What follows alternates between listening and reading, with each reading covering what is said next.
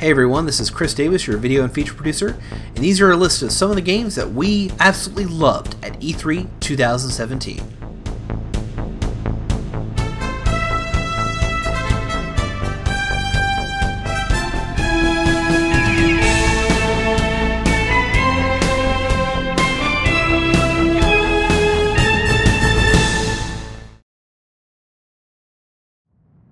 Bandai Namco had a great E3 this year. Inside the booth, you got a chance to see probably one of the most exciting Dragon Ball games of recent memory, not to mention a beautiful looking sequel to Ni no Kuni, and an assortment of other great titles like Gundam Versus. For all the games in there though, Ace Combat 7 Skies Unknown was my favorite on display. Perhaps my love for the series has clouded my judgment, but damn, this game looks great. The next entry in this 25-year-long franchise is, for me, probably one of the biggest games launching next year. It also looks to serve as a sort of atonement for Bandai Namco's string of less than stellar direction mandates that have plagued the series for nearly a decade. Yes, I'm looking at you, Assault Horizon and Infinity. We're seeing the return of many of the great minds that made the PlayStation 2 trilogy of titles the fantastic games that they were. So now Katabuchi is back again writing the scenario, Masato Kano is once again doing the art direction, and the always wonderful Keiki Kobayashi is handling the soundtrack. The band's coming back together for this entry, and I couldn't be more excited.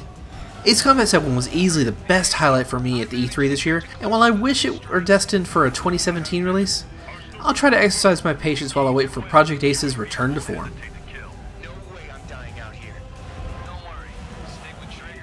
Alright, Spider-Man has always been my favorite Marvel hero, with Daredevil being a close second.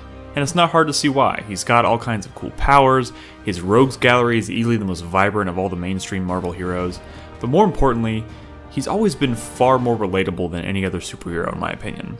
He's a kid, he struggles with school, being popular, talking to girls, but on top of that he carries the weight and responsibility of being a superhero, which makes for some really interesting storytelling. Which is why the surprise announcement of Insomniac Spider-Man at last year's E3 got me so excited. Fast forward another year, and we finally got our first detailed look at what this game will look and feel like. And I've got to hand it to him, because holy shit, where do I even begin?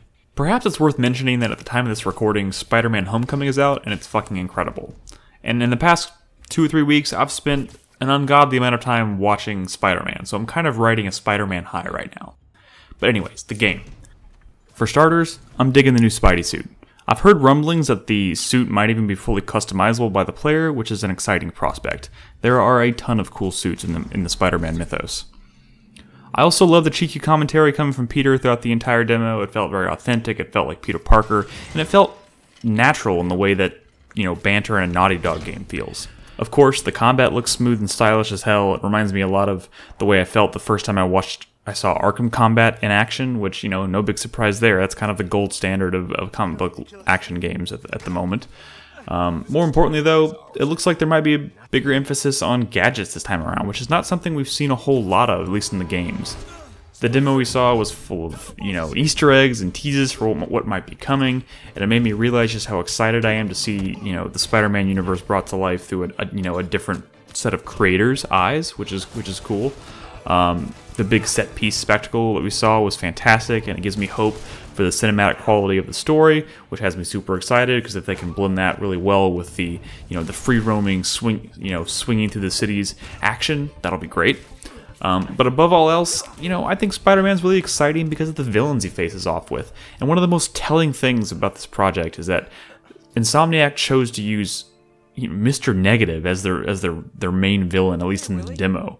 And that just kind of indicates that, maybe they're reaching into the lesser known corners of the Spider-Man mythos to bring some characters to life that we've never seen before, outside of the pages of the comic book. So that's super exciting as well. It all feels, very exciting. I don't know. There's not much else I can say about it other than the fact that I think we're long overdue for a really great Spider-Man game, and Batman can't be the only great superhero game out there. You can't just let Batman have all the glory.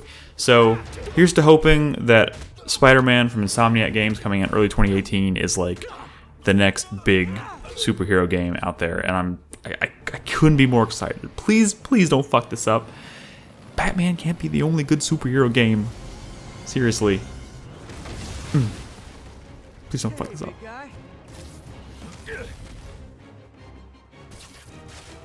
I got lost in the original State of Decay because of the community aspects of the game. It was a survival horror game and you would go out scavenging for supplies, but the people that made up your community is what really drove me to keep playing the game. And State of Decay 2 looks like they made a lot of improvements to that system, with the attributes that your character holds making both a positive and negative impact on the community. In the first game, you would often travel with one character, trying to stay out as long as possible, chugging coffee and taking medicine just to find one more bag of ammo or food so your community can survive. But in 2, those people that you use so much will actually get boosts that play back into your community. The guy I saw added a morale boost, so people actually would work harder and faster on the community. But they can't have negative side effects. This guy that added to the community's morale also lowered it because he snored too loudly. They also showed that people would eat different amounts of food, like someone could be gluttonous and would take, 2 food instead of 1, which means if I get a survivor like that, I will probably take them out and have them shot because food's scarce.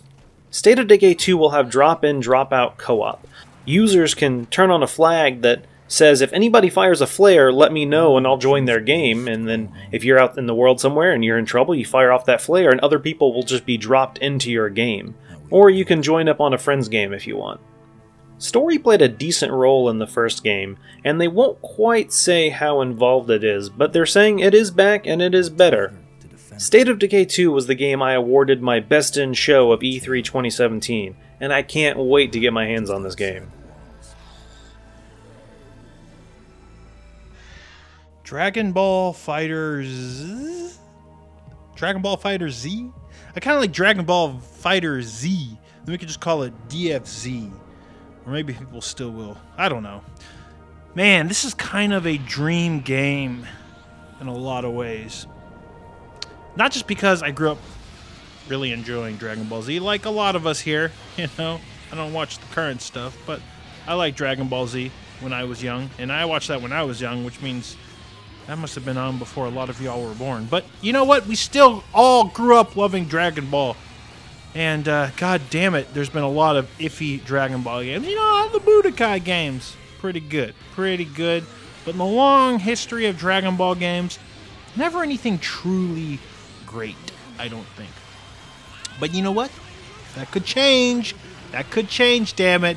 Because a good developer of great fighting games is making a Dragon Ball game. And not only do they make really good fighting games, they make beautiful fighting games. That's right, Arc System Works, the creators of Guilty Gear and BlazBlue and that Persona fighting game. It's like Persona. They're taking another IP that's not theirs, but fully investing all their fighting game knowledge and chops to make a dream game.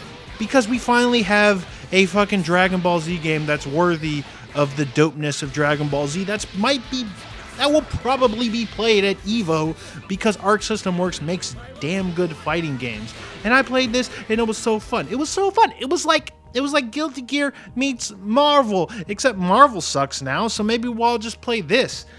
People who don't even know who these Dragon Ball Z characters are talking about this game because it looks beautiful, it's fun as hell, and damn, I can't wait to play it. And the good thing about Dragon Ball Z is all these other guys that I do this website with, they don't really play fighting games, but they like Dragon Ball Z. And god damn it, they're going to play with me. And that's good because I don't know anything about like Arc System Works fighting games, so I'm just going to be mashing out just like them, and we're going to have a good time. It's going to be great. I ended up giving this my award, my Game of Show award, just because I had such a fun time playing it. I actually played a bunch of it. And man, look, it's Dragon Ball. It's sexy. When's Krillin? When's Krillin? There were a lot of really cool, wonderful, interesting games at E3 this year, but as you might imagine, not everything was playable. In fact, of the 4 games on my list, I only actually got to play 2 of them. And of everything I played at E3 this year, this game was by far my favorite. And that is, of course, Fortnite. So what exactly is this game? Well, I guess the easiest way to describe it, it's often compared to Left 4 Dead meets Minecraft, which, yeah, kind of is an apt description.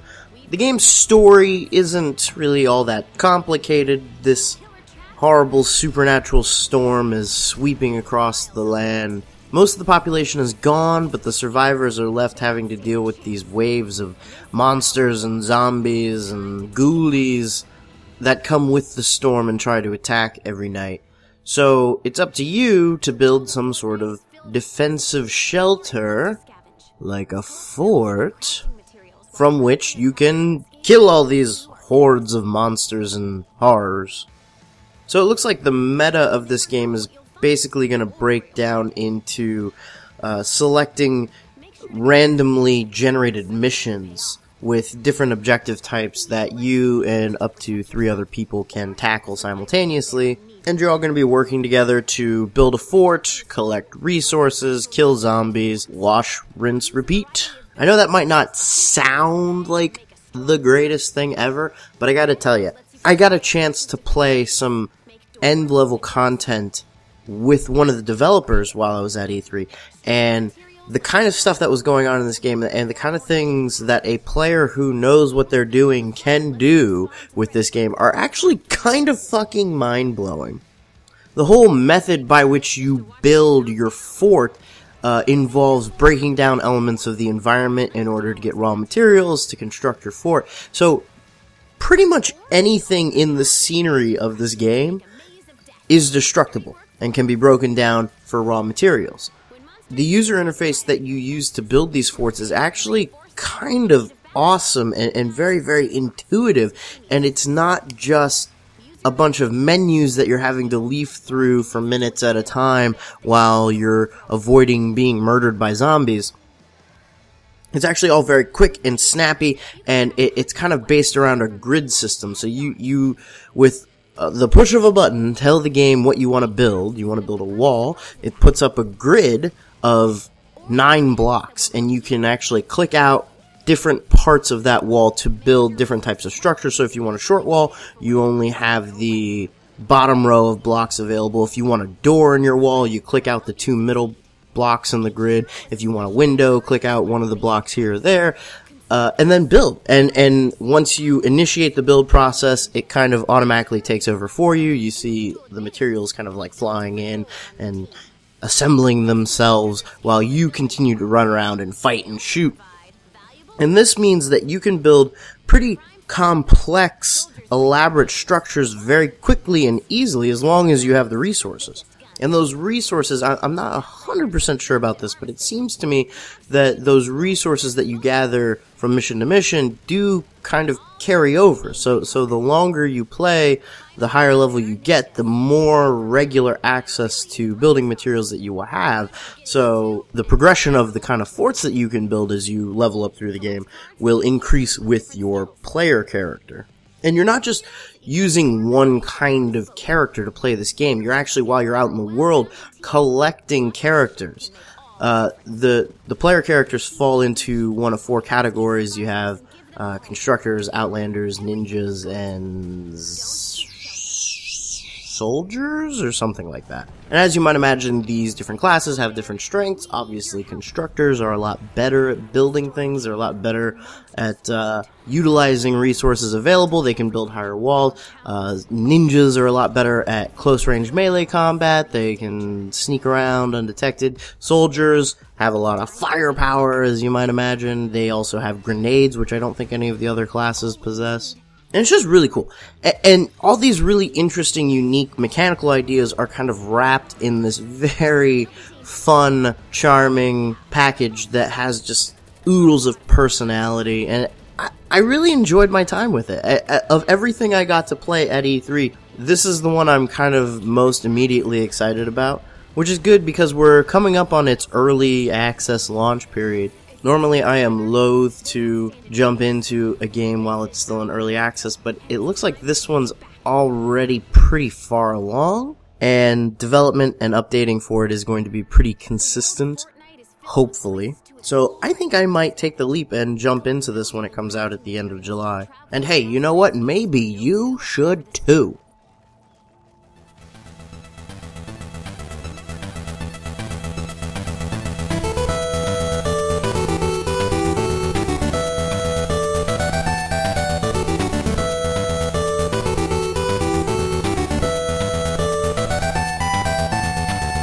Bye.